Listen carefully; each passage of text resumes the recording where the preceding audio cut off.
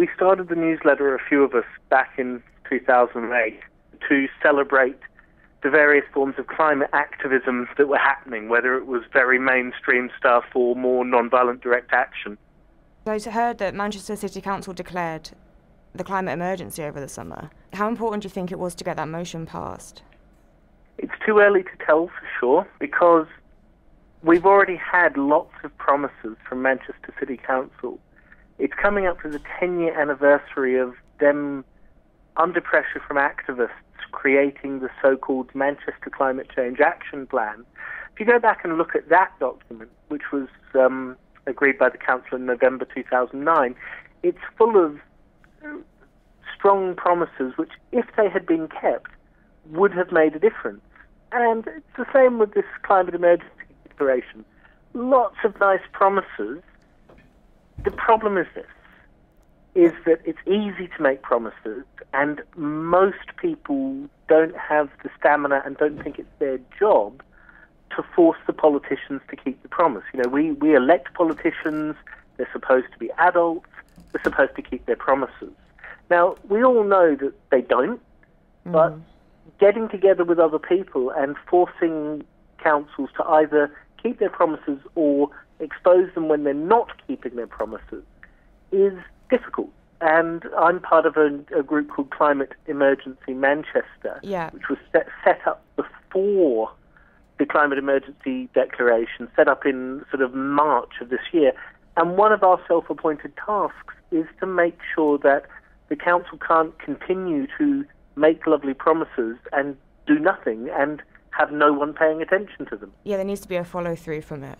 There really does, and it's not the follow-through is not from the citizens, is not sort of going to a protest once every 3 months or once every 6 months in London. It's got to be a lot more local, a lot more specific. It's a lot harder work, basically. Yeah. I think when you touched on an individual level, I think it can be kind of overwhelming. Like, what can you do to help? What, you feel like you don't really make a difference. So what do you think that somebody could do that could help? Like lobby their council or... Well, I think in your question you supplied the answer. Right. On your own, very little. What will happen if you write to your politicians is you might get a reply, but if you keep pushing the issue with them and they say, I'm not happy with your answer, it was vague, it was not specific, then they'll just roll their eyes the next time they send you a letter and not bother to reply to you. Yeah. The only thing that politicians are scared of, as far as I can tell from my sort of 12 years of local climate activism, is if there's lots of people, all of whom are educated about what's going on, all of whom are aware of the different ways that the politicians fob you off. And it's not just the politicians, it's also the bureaucrats. Yeah. So you can't do it on your own. If you try to do it on your own, you'll probably go mad. So really, you need to find family and friends with whom you can do this, not just for 3 weeks or even 3 months, but I'm afraid this is going to be years. And I know that's really frustrating because, it's an emergency. Well, it is, but it's going to be an even bigger emergency in 3 years' time when the councils have not kept their promises. And so we really, as individuals, can't put ourselves at the center of the narrative as sort of some sort of individual savior.